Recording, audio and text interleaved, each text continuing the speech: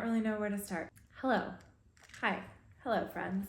I don't know why this feels awkward. I'm just making another video, just like every other video. But this is a little more self-reflective. I just wanted to check in. I've been on YouTube for 2.5 months or so. I made a video after being on YouTube for 2 weeks that just reflecting on how that felt. So I thought it might be interesting to make an update after 2 months. I love it. I'm learning so much, love it a lot.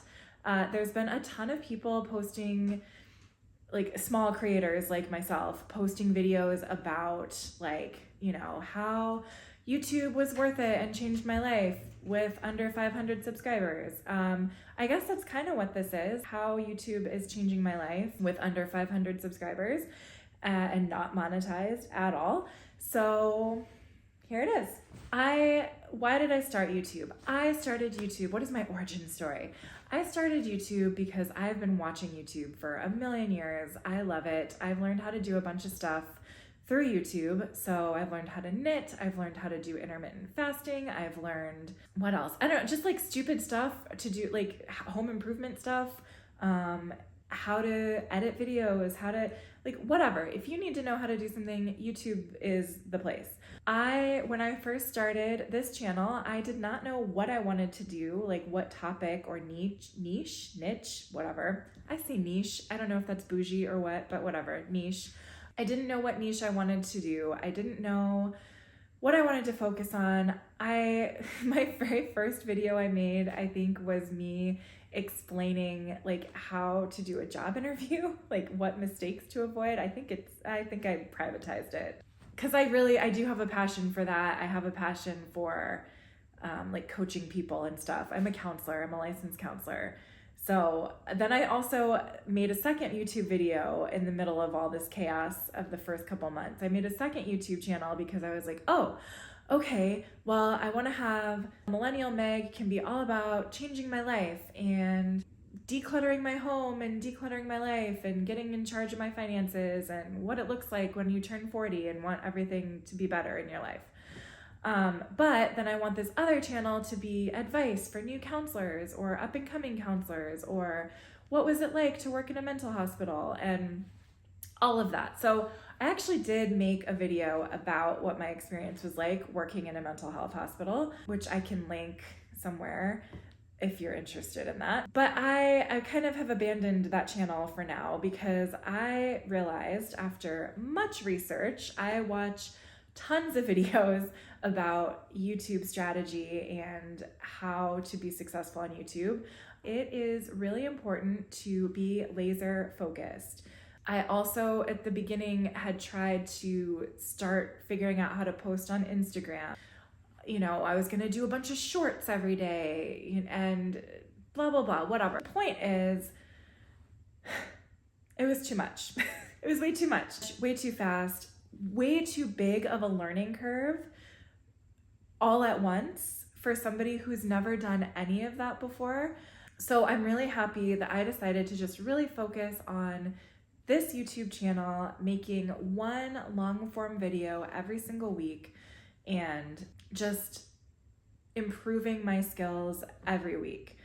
The video that I put out about decluttering my closet in 30 minutes was one of the first videos where I started playing around with some editing techniques that I hadn't really tried before.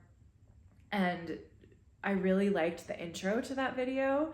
And then I felt like it kind of like fell off a cliff about 1.5 minutes in. So I'm proud of that video. It's done fairly well. I think it has like 2,000 views. It did well for its first week, but you know, this is one of those processes where it's like, okay, I improved the intro, but I'm not super proud of like the whole video because I feel like it was kind of clunky.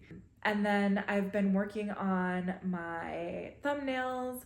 I've been playing around with like ChatGPT and for some of my upcoming videos and the thumbnails and things like that. So look out for that. That'll be interesting.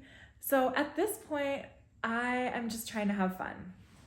I'm trying to play around with things. I'm trying to see what style I like. I'm really comfortable with the editing app that I use. I think it's VLLO. I don't know. I use that one for all of my editing.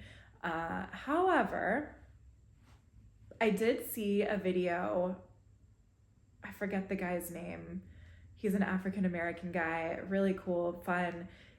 He talks a lot about like equipment and like filmmaking and stuff. Anyway, he is sponsored by CapCut. CapCut.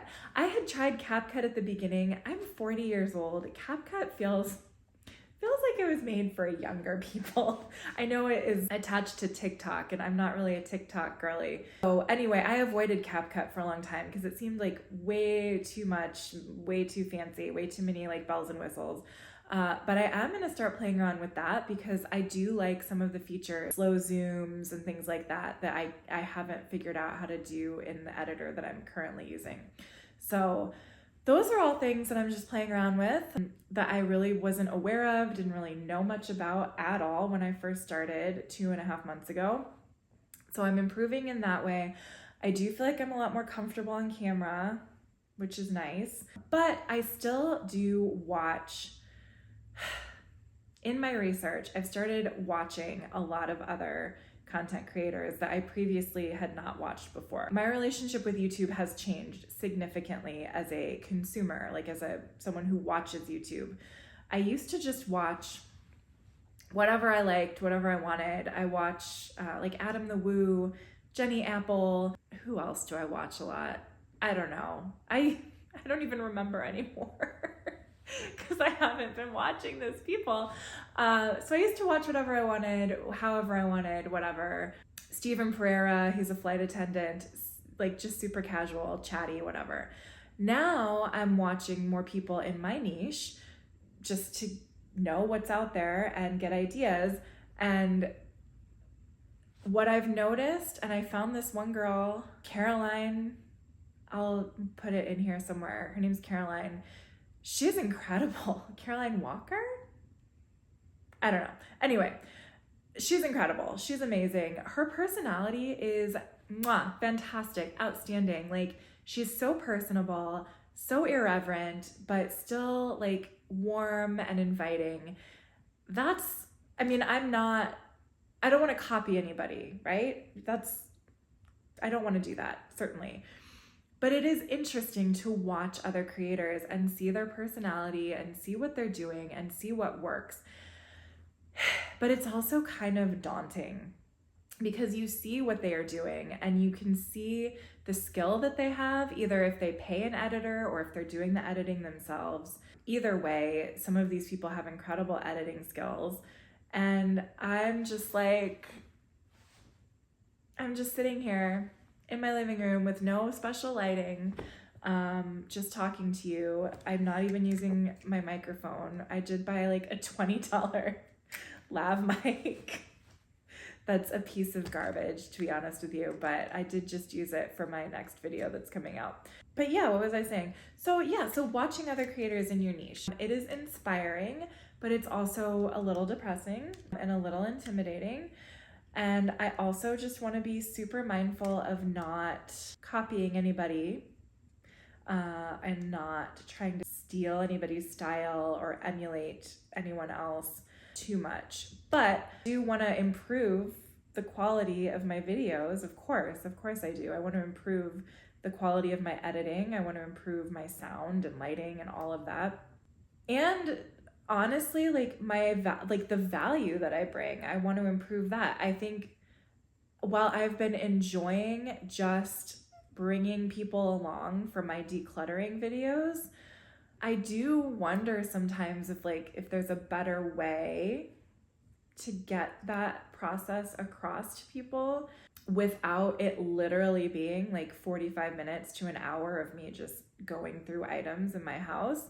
I know there is a market for that. Like, I know that there are people who like to watch that kind of video, but it's not something, honestly, that like I like to watch.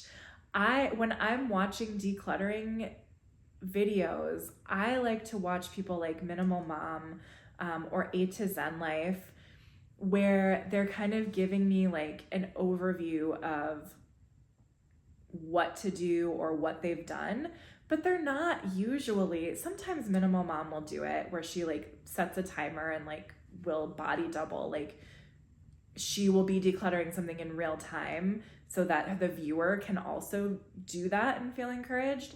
But it's not every video that she does. And I noticed that there are a lot of small creators just like me who are doing what I felt compelled to do at the start, which is to literally just film myself cleaning and decluttering. So there's a lot of people in the water doing that. Like everyone around the same level is doing that. And you have those people who are getting like maybe 500 views per video, 1,000 views a video.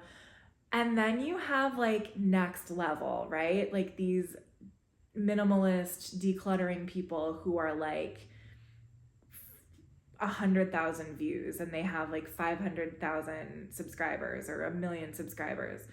I don't want to stay in this pool for too long. I know I need to stay in this pool because I'm brand new and this is where I'm going to learn how to swim, but I want to learn how to swim as quickly and efficiently and as thoroughly as possible so that I can be comfortable in sort of this bigger ocean of the world of YouTube. I am having a lot of fun though. Like I said, I think this is awesome. I'm having a lot of fun in the comments with people with their suggestions for me. I'm having a lot of personal sort of like breakthroughs with this process. The next video I'm putting out is pretty emotional. It's a different style, but it's still related to decluttering, just in case anyone is concerned that I'm moving away from that. Although if you're watching this video, you're probably not the same audience that watches those videos. But anyway, it really doesn't matter. I'm gonna try to not be too analytical. My brain is not super analytical. I just like to kind of get up and go and try things. So that's what I'm gonna keep doing. I'm gonna keep trying new things. I'm gonna keep practicing. I'm gonna keep putting content out there. I'm gonna keep growing as a human and as a creator. And I am just really grateful for the opportunity. I'm grateful that anyone watches anything that I put out.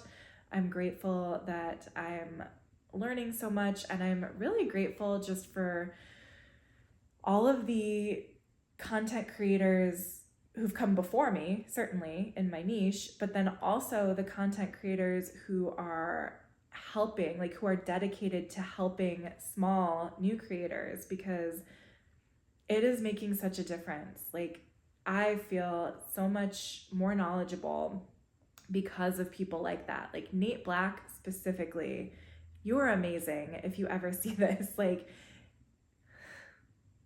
I don't know, I'm gonna cry, like I don't know you, right? But you're just so encouraging, so thank you. Because this is also really scary. This is also a very scary and vulnerable process. Like to admit that you want something so bad for yourself.